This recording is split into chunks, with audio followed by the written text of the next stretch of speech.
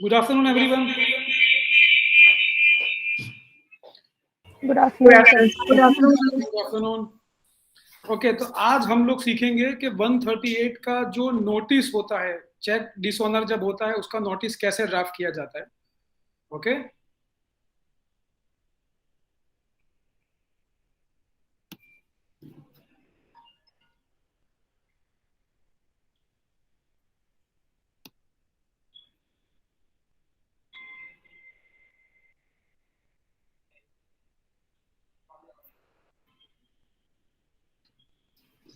Okay, तो सबसे पहली चीज कि जब भी चेक डिसऑनर होता है तब आपको क्लाइंट के पास से जो डिसऑनर का जो मेमो देती है बैंक, उस मेमो को आपको कलेक्ट करना है. ओरिजिनल जो चेक होता है उसका जेरोक्स आपको कलेक्ट करना है और उसके बाद आपको कुछ डिटेल्स जो है वो निकालनी पड़ेगी. अब चेक जो है वो डिस 138 की सेक्शन के हिसाब से उसमें लिखा है कि अगर कोई चेक जो है डिसऑनर होता है on the ground of insufficient fund. अब सिर्फ वो अकेला ही ग्राउंड नहीं है कि इनसफिशिएंट फंड्स हुए और अगर दूसरा कोई रीजन नहीं हो तो आप 138 नहीं फाइल कर सकते. जैसे कि अगर चेक के ऊपर लिखा है कि क्लोजर ऑफ अकाउंट है या फिर इनसफिशिएंट बैलेंस है या फिर अगर ये लिखा हो कि account operation jointly other directors signature required, ठीक है, ये सारे ग्राउंड्स हो या फिर refer to drawer other reasons, ये सारे ग्राउंड्स पे अगर चेक डिसऑनर हुआ है तब भी 138 की कंप्लेंट मेंटेनेबल है. जो प्रोविजन है सेक्शन 138 ऑफ नेगोशिएबल इंस्ट्रूमेंट का वो अट्रैक्ट करेगा. ठीक है. अगर वो स्टॉप पेमेंट से है तब भी वो उसको अट्रैक्ट करेगा. अब आपको जब भी जो चेक डिसऑनर होता है बराबर, तो सबसे पहले आपको डिटेल्स लेनी है. आपका जो अकाउंट, आपका जो क्लाइंट है वो किस नाम से अपना जो बैंक डिटेल्स है वो मेंटेन करता है. लाइक वो पार्टनरशिप फर्म है, प्रोप्राइटरशिप फर्म है, या वो कंपनी है या इंडिविजुअल है. ठीक है, आपको ये चीजें कलेक्ट करनी है. साइमल्टेनियसली आपको अक्यूज की जो डिटेल्स है कि अक्यूज का जो अकाउंट था वो जॉइंट अकाउंट था या वो कंपनी के अकाउंट से उसने पेमेंट किया था, पार्टनरशिप से किया था, या इंडिविजुअल अकाउंट उसका बैंक में मेंटेन करता है, वो सारी डिटेल्स भी उसकी आपको कलेक्ट करनी पड़ेगी. उसका जो एड्रेस है अक्यूज का वो भी आपको कलेक्ट करना पड़ेगा. ठीक है. अब उसके एसेंशियल्स जो है for the offence of 138 is this wise that a person must have drawn a cheque on a bank account maintain by him. उस व्यक्ति का अकाउंट बैंक में जो मेंटेन कर रहा है उस नाम से आपको कंप्लेन करनी है. A check should have been issued in discharge in whole or in part of any debt or other liability. ये इस चीज को आपको नोटिस में किस तरह से इंसर्ट करनी है वो भी मैं आपको बताऊंगा. The check has been presented to the bank within the period of its validity. Generally जो चेक होता है उसकी वैलिडिटी 3 मंथ्स की होती है from the date of its issuance. उसमें जो डेट लिखी है तब से आप 3 महीने के अंदर उसको प्रेजेंट कर सकते हैं. ठीक है. Check is returned by the bank unpaid because of funds insufficient. The payee makes a demand for the payment by giving a notice in writing within 30 days of the receipt of the information by him from the bank, and the drawer fails to make the payment of the said amount of money within 15 days of the receipt of the said notice, and the complaint is made within 1 month from the date on which the course of action arises. अब मैं आपको ये जो period of limitations का है जो 138 के अंदर ही है मैं आपको वो समझा देता हूँ. आपके पास क्लाइंट आया, उसका चेक डिसऑनर हुआ, अब जिस दिन उसको बैंक ने इन्फॉर्म किया उस दिन से आपका लिमिटेशन स्टार्ट होगा. ठीक है. उस दिन से लेकर के 30 दिन के अंदर विद इन 30 डेज आपको लीगल नोटिस जो अक्यूज्ड है उसको सर्व करनी है. मतलब आपकी तरफ से 30 दिन के अंदर आपको भेज देनी है. उसको भले 31 डे में मिले या 32 डे में मिलती है, लेकिन आपको आपके जो पास से वो नोटिस को भेज देनी है. अभी आप नोटिस कैसे भेजोगे? बाय रजिस्टर पोस्ट से भेजोगे और या फिर स्पीड पोस्ट से भेजोगे. ठीक है. नोटिस जब आप भेजते हो तब आपको मिनिमम अक्यूज को 15 डेज का टाइम पेमेंट करने के लिए देना जरूरी है. अब सपोज वो 15 डेज के अंदर पेमेंट नहीं करता है या फिर आपको रिप्लाई नहीं करता है, तो जब से आपने नोटिस भेजी और वो नोटिस अक्यूज को मिली, जिस दिन उसको मिली उसके बाद से दिन आपको 15 डेज छोड़ देने हैं. वो 15 डेज आपने स्किप कर दिए, और उस 15 डेज के बाद मतलब 16 डेज से लेकर के अगले 45 डेज, मतलब एक महीना और, मतलब 16 से लेकर के 45 डेज के अंदर आपको complain before the magistrate court launch कर देनी है। अब इसमें बताया गया है कि 138 का पनिशमेंट क्या है। So that is imprisonment up to 2 years और फाइन विच में extend to twice the cheque amount और both. This offence is bailable, compoundable and non cognizable. ठीक है, नोटिस में मैंने आपको जैसा बताया कि सबसे पहले आपको नोटिस टू हुम, कि आप नोटिस किसको कर रहे हो। इंडिविजुअल है, पार्टनरशिप फर्म है, प्रोप्राइटरशिप फर्म है, कंपनी है, जॉइंट अकाउंट होल्डर है। ठीक है, यहां पर इंडिविजुअल है तो आपको इंडिविजुअल का नाम ही लिखना है। पार्टनरशिप फर्म है अगर, तो आपको पार्टनरशिप फर्म को आपने नोटिस देना है। ठीक है, प्रोप्राइटरशिप फर्म है, प्रोप्राइटरशिप फर्म को भी दे सकते हैं, या फिर उसका जो प्रोप्राइटर है उसका भी नाम आप अंदर इनकॉर्पोरेट कर सकते हैं, बट आपको बताना होगा that he is the proprietor of this firm. Company की जहां तक बात है तो आपको कंपनी के सारे डायरेक्टर्स को नोटिस देना कंपलसरी नहीं है। आपने कंपनी उसकी रजिस्टर जो ऑफिस होती है वहां पर नोटिस भेज दिया है, that is sufficient compliance. Each and individual director को देना कंपलसरी नहीं है। ज्वाइंट अकाउंट होल्डर है, अगर ज्वाइंट अकाउंट होल्डर है और उसमें 2 लोगों का अकाउंट है, हस्बैंड और वाइफ का, तो आप अगर हस्बैंड और वाइफ दोनों को अक्यूज बनाना चाहते हैं तो आपको दोनों को नोटिस देना कंपलसरी है। चाहे ट्रांजेक्शन ए व्यक्ति ने किया हो जो हस्बैंड है, चाहे उसका सिग्नेचर सिर्फ एक ही व्यक्ति का हो उसके ऊपर, लेकिन अगर आप ज्वाइंट अकाउंट होल्डर में दोनों को पार्टी बना रहे हो एज एन अक्यूज, तो आपको दोनों को देना पड़ेगा। लेकिन अगर आप सिर्फ ये चाहते हो कि सिग्नेचर जो है सिर्फ ए व्यक्ति ने की है, जो कि उसका हस्बैंड है, और हमारा ट्रांजेक्शन भी सिर्फ ए व्यक्ति से था, तो आप सिर्फ ए व्यक्ति को ही नोटिस दोगे। बट इन दैट केस अगर आप ए व्यक्ति को नोटिस देते हो तो फिर आप ज्वाइंट अकाउंट होल्डर में जो दूसरा व्यक्ति है उसको आप 138 में अक्यूज नहीं बना सकते। ठीक है, अभी नोटिस का जो सबसे पहली चीज होगी वो नोटिस जाएगी एक एडवोकेट के लेटर हेड के ऊपर। तो जो भी आपका लेटर हेड है आपको वो बनाना है, उसमें आपका जो नाम, आपका डिटेल, आपका address, mobile number, email address, आप जो भी चाहे इनकॉर्पोरेट कर सकते हो, बट वो सफिशिएंट डिटेल होना चाहिए। नोटिस जब आप बनाते हो तो आपने किसके बिहाफ में नोटिस बनाई है, आपका क्लाइंट कौन है। ठीक है, ऑन बिहाफ ऑफ कौन आपका क्लाइंट है, आपको उसका नाम और आपको उसका पूरा एड्रेस वहां पर लिखना है। उसके बाद टू करके आप जिसको अक्यूज को नोटिस दे रहे हो तो आपको उसका भी पूरा नाम या कंपनी का नाम और उसका जो पूरा एड्रेस है वो आपको उसको लिखना वहां पर जरूरी है। ठीक है, अब नोटिस का जब आप पहला पैराग्राफ बनाते हो तो आप इस तरह से बनाते हो। देखिए, एक ड्राफ्ट है। ठीक है, इसमें आपने लिखा हुआ है title legal notice under section 138 of the negotiable instrument act. अब यहां पर लिखा है आपने, we are written by an act under the instructions of our client so and so, a company registered under the provisions of Indian Companies Act having its corporate office at so and so, who have instructed us to serve you with the present notice for your immediate compliance। ठीक है, अब यहाँ पर पहला paragraph दिया गया है। जैसे कि मैंने आपको यहाँ पर बताया कि पहले पैराग्राफ के अंदर आपको ये बताना होगा कि आपका जो क्लाइंट है वो क्या करता है। ठीक है, वो अगर उसने फ्रेंडली लोन दिया है, ठीक है, तो आपको बताएगा कि एक्यूज के साथ वो कैसे, उसका कब से उसकी जान पहचान है, उसका फ्रेंडशिप है, और उसके बाद एक्यूज ने जो है पैसा उससे बोरो किया और उसके अवेज में उसने उसको चेक दिया। या फिर अगर उसने आपका कोई ये जो बिजनेस ट्रांजेक्शन है तो आपने उसको कैसे, किस तरीके से आप उसको पहचानते हो, आपके पुराने क्या रिलेशन थे, क्या ताल्लुकात थे, उसके बाद वो किस तरह से आपसे उधार में माल खरीदता था और आपने जो है उसको कैसे जानते हो, वो सारा आपको डिटेल लिखना पड़ेगा। उसके बाद आप अक्यूज के बारे में लिखोगे कि अक्यूज उसकी लाइफ में क्या करता है, वो कंपनी है, वो इस तरह का माल खरीदता है और खरीद के वो क्या प्रोसेस करके बेचता है। ये सारा नेसेसरी डिटेल्स है जो जज को ट्रांजैक्शन समझने में जरूरी रहता है। यहाँ पर क्या होता है कि जब आप डिटेल्स ये सारी नहीं डालते हो तब बहुत सारा क्रॉस एग्जामिनेशन के अंदर और एग्जामिनेशन चीफ में आपको काफी कुछ प्रूव करना पड़ता है।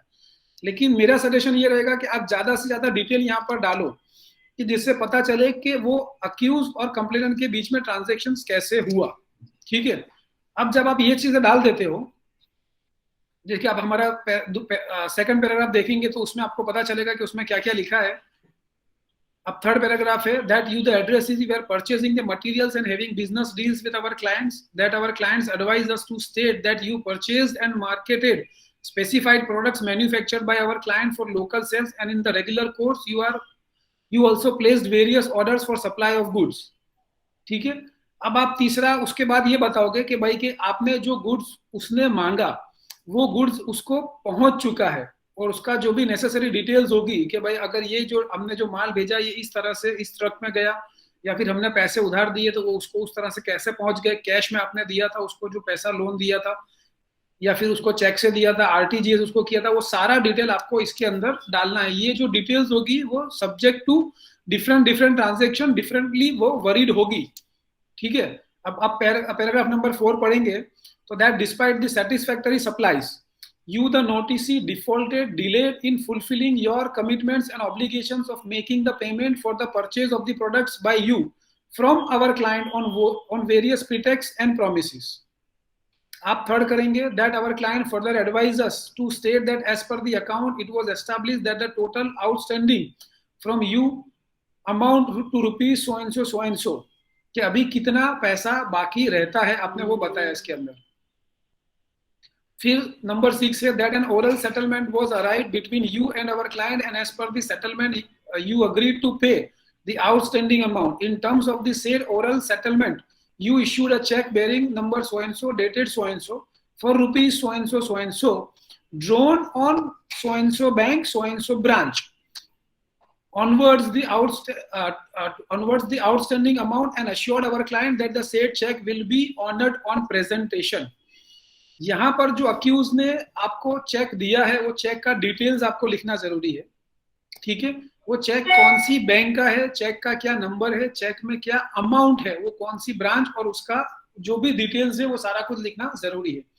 यहां पर आपको एक चीज और ऐड कर देनी होगी, वो ये होगा कि आप उसमें ये भी बता दो ज्यादा अच्छे से कि वो चेक आपकी प्रेजेंस में अक्यूज ने साइन किया है, अगर ऐसा फैक्ट हो तो।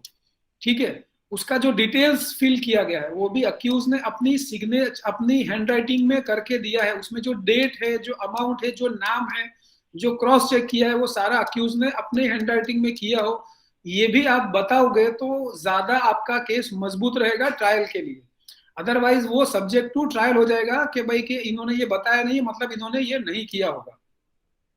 अब पैराग्राफ नंबर 7 हम पढ़ेंगे that our client presented the said cheque to so and so, मतलब आपके क्लाइंट ने जो आपके क्लाइंट का बैंक और ब्रांच है उसके अंदर ये चेक डिपॉजिट किया होगा फॉर इट्स ऑनर, तो ये आपको वहां पर आपके बैंक के डिटेल्स जो है बतानी है। However, contrary to your assurance, promises and to the utmost shock of our client, the said check on presentation was dishonored and returned by your banker unpaid with remarks funds insufficient with a bank check return memo dated so and so. ठीक है, उसकी bank ने यहाँ पर बताया कि उसकी bank ने हमारी बैंक को इन्फॉर्म किया कि ये जो इस तारीख को आपका जो चेक है वो फंड्स इनसफिशिएंट के ग्राउंड से डिसऑनर हुआ है। अब पैराग्राफ नंबर 8 देखते हैं हम। That due to dishonor of the above mentioned check you have committed an offense punishable under section 138 of the Negotiable Instrument Act. उसके बाद हम बता देंगे that you are called upon to pay our client the entire aforesaid check amount, that is rupees so and so along with a sum of rupees 11,000 towards the cost of sending the present notice within 15 days from the receipt of the present notice. आपने देखा उसको स्टैट्यूटरीली 15 दिन का time ही दिया गया है, आपको 15 दिन का टाइम ही अक्यूज को देना है फॉर इट्स रीपेमेंट। यहाँ पर उसने 11,000 रुपीज एक्स्ट्रा मांगे हैं towards the cost of this notice. Okay, paragraph number 10 है that in case you fail to pay the said amount of the dishonored check within 15 days of the receipt of this notice to our client shall be constrained to initiate appropriate legal proceedings under both civil and criminal law as well as legal action under the Negotiable Instrument Act against you for recovery of entire due amount at your risk as to cost and consequences without any further reference. It is brought to your notice that as per section 138 of the Negotiable Instrument Act, the dishonoring check attracts imprisonment to the extent of 2 years or fine, which may extend to twice the amount of check or with both. In addition to the punishment of the courts are also empowered to grant compensation at the cost of the accused to the complainant for interest, expenditure and cost incurred by the complainant for pursuing the complaint. ठीक है, यहां पर आपने yours faithfully आपका नाम लिख दिया, आपका सिग्नेचर हो गया, लेकिन यहां पर इसके नीचे आपको क्लाइंट का सिग्नेचर भी करवाना जरूरी है। आपको वहां पर लिखना होगा under the instruction and authority of my so and so client करके आपको जो है अक्यूज, जो आपका क्लाइंट है, आपका कंप्लेनेंट है, उसका सिग्नेचर भी करवाना होगा, ताकि फ्यूचर में वो ये एलिगेशंस आपके ऊपर नहीं करे कि ये जो नोटिस है उसको सर्व करने की मैंने मेरे इस एडवोकेट को कोई इंस्ट्रक्शन नहीं दी थी। ठीक है, यहां पर आपको चेक जो को नोटिस भेजनी है, बराबर है, उसके अंदर आपको सिर्फ डिटेल डालनी है, आपको उसको चेक की कॉपी प्रोवाइड करने की जरूरत नहीं है, या ट्रांजैक्शन की कोई डिटेल्स, या आपके पास जो बिल हो या एग्रीमेंट हो या बैंक का जो रिटर्न मेमो आया वो, उसको कुछ भी देने की जरूरत नहीं है, आपको सिर्फ उसको नोटिस ही भेजना है। ठीक है, आपको आपकी सिग्नेचर करनी है। बेटर यही होगा कि आप हर पेज पर सिग्नेचर करें ताकि कोई भी पेज चेंज ना किया जा सके, और लास्ट पेज पर आप क्लाइंट का भी सिग्नेचर ले लें। अब इसी के आधार पर हम लोग 138 का जो है उसका कंप्लेंट भी फाइल करेंगे।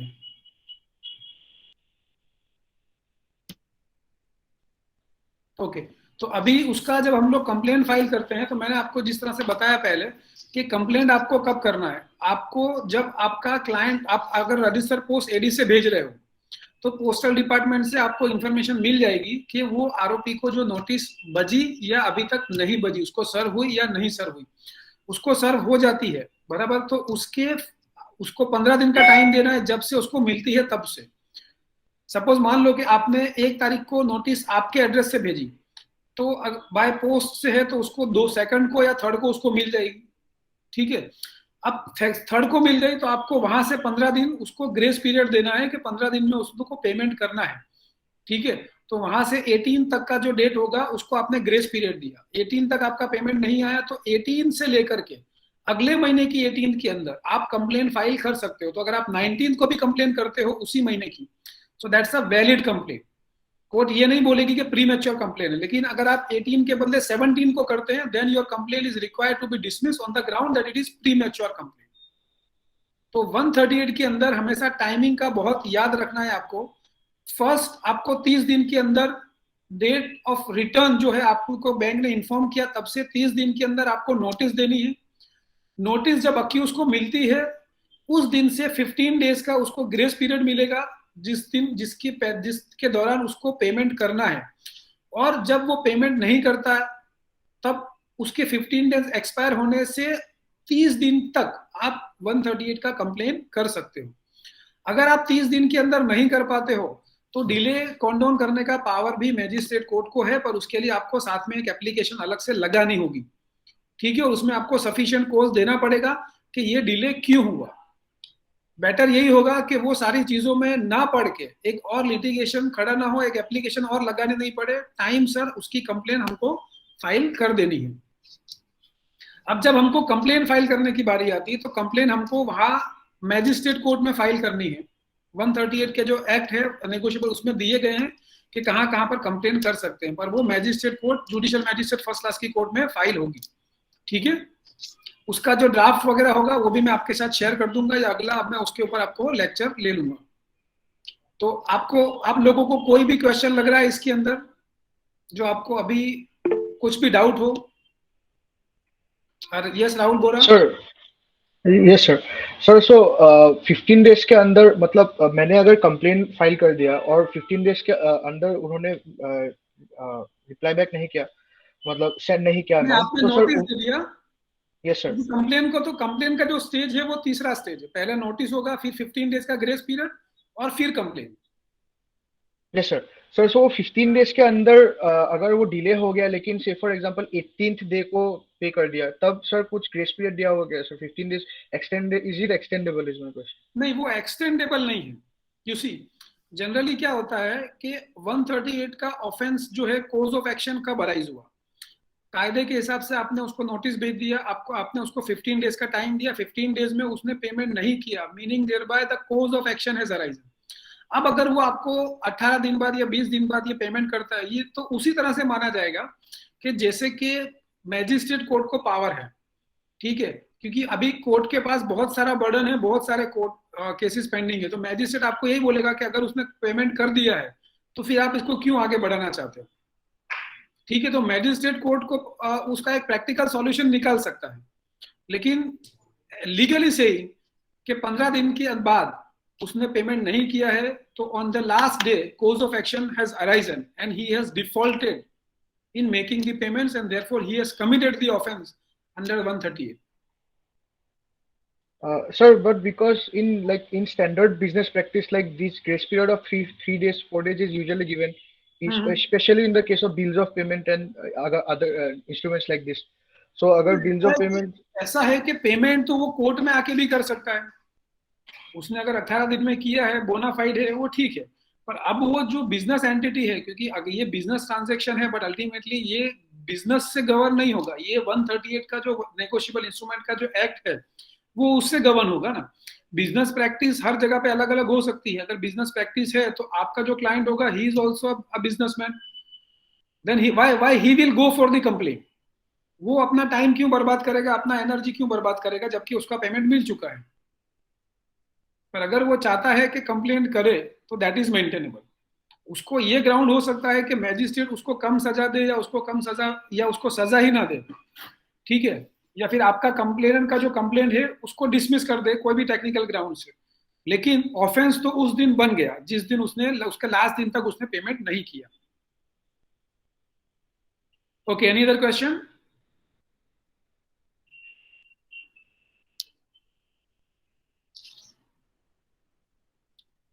तो हम लोग यहाँ पर सेशंस को एंड करते हैं। हम लोग मंडे को एक और लेक्चर ले लेंगे जिसमें मैं आपको बताऊंगा कि 138 की कंप्लेंट कैसे ड्राफ्ट की जाती है।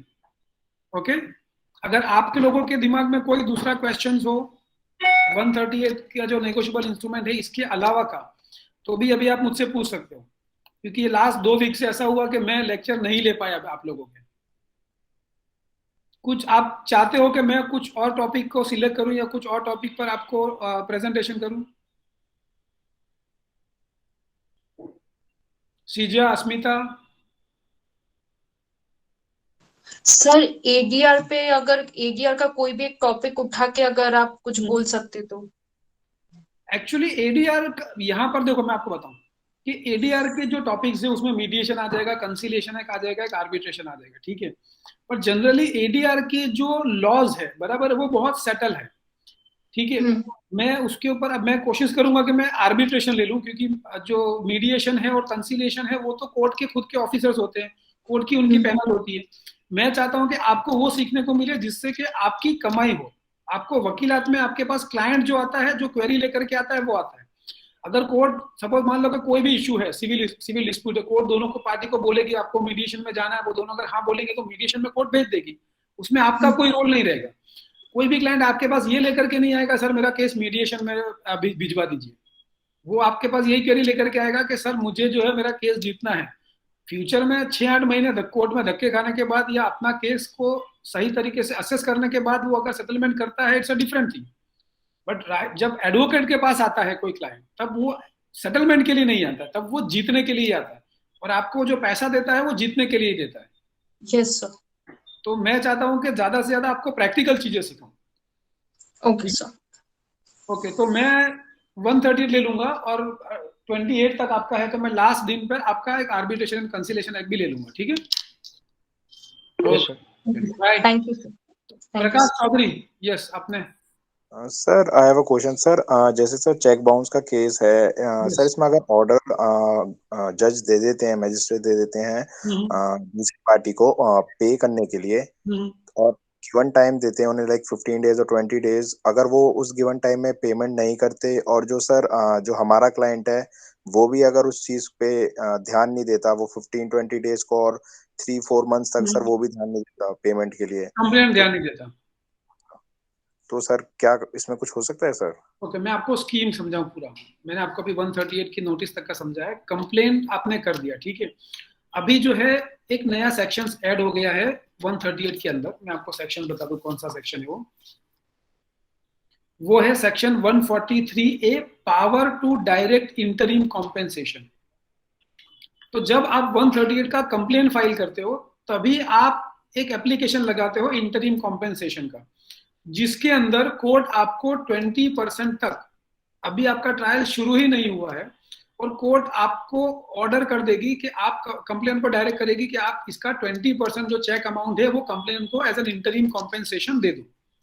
अगर वो नहीं देता है तो क्या होगा, वो भी 143A में लिखा हुआ है कि फिर उसको जो राइट टू क्रॉस एग्जामिनेशन है वो सारा बंद कर दिया जाएगा और उसको कन्विक्ट सीधा कर दिया जाएगा, एज इफ उसका राइट कुछ, उसका डिफेंस अवेलेबल ही नहीं है ऐसा माना जाएगा। ठीक है, वो एक अलग चीज है। यहां पर मैं आपको बताऊं कि 138 का पूरा ट्रायल चला और ट्रायल के अंदर कोर्ट ने उसको कन्विक्शन किया। अब कन्विक्शन दो तरह का है, 2 years पनिशमेंट और double the amount of cheque, ये दोनों उसको कोर्ट कर सकती है, जनरली दोनों ही करती है, चेक अमाउंट भी दिलवाती है और साथ में उसको 1 year और 1 year या 2 years जो है पनिशमेंट भी करती है। अब जब उसका कन्विक्शन हो गया तो मैजिस्ट्रेट उसको सीधा उठा के जेल में डाल देगा। तो कोई भी पार्टी भूल गई है ऐसा कभी हो नहीं सकता। ठीक है, जब भी मैजिस्ट्रेट ने उसको दिया है कन्विक्शन, उसको सीधा जेल भेज दिया जाएगा। लेकिन यहाँ पर 3 साल से कम का पनिशमेंट है तो उस वक्त मैजिस्ट्रेट उसको बेल दे सकता है। लेकिन बेल कब देगा, जब अक्यूज बेल के लिए अप्लाई करेगा। अगर अक्यूज बेल के लिए अप्लाई करता है तो मैजिस्ट्रेट इमीडिएटली उसको बेल दे देगा, प्लस उसको 30 डेज का टाइम देगा टू फाइल एन अपील। अब जब वो अपील कोर्ट में जाता है, ठीक है, तो अपील कोर्ट भी जो है वो उसका अपील ऐसे ही एडमिट फ्री में नहीं करता, उसको कोर्ट उस टाइम पे डायरेक्शन देती है कि आप 50% भरो या 20% भरो या 30% भरो, एक जो भी case as per the merits of the case उसको डायरेक्शन देती है, और वो उतना परसेंटेज भरता है तभी उसको बेल मिलता है सेशंस कोर्ट में जाके। ठीक है, और सब सेशंस कोर्ट उसको बेल देती है तो during the period of appeal वो बेल पर रहता है, पर उसको वहां पर उतना पेमेंट कर देना होता है। और अपील जब कोर्ट फाइनली डिसाइड करती है तब भी अपील की जो अपीलेट कोर्ट होती है उसको पावर होता है कि या वो सेंटेंस को सेट असाइड कर दे या कॉम्पेंसेशन को जो कम कर दे या बढ़ा दे, दोनों तरीके से हो सकता है। वो अपील के अंदर कौन जीतता है वो अगेन अपीलेट कोर्ट के ऊपर डिपेंड करता है, वहां पर किस तरह से एविडेंस ये आर्ग्यूमेंट हुआ है उसके ऊपर डिपेंड करता है। तो ऐसा कभी होगा नहीं कि कोई भी अक्यूज भूल जाएगा या कंप्लेनेंट भूल जाएगा। Okay Prakash, clear? Yes sir. Okay, any other question? Okay, तो हम लोग जो है इसको यहाँ पर एंड करते हैं। ठीक है, take care everyone, bye. Thank you sir. Thank you, sir.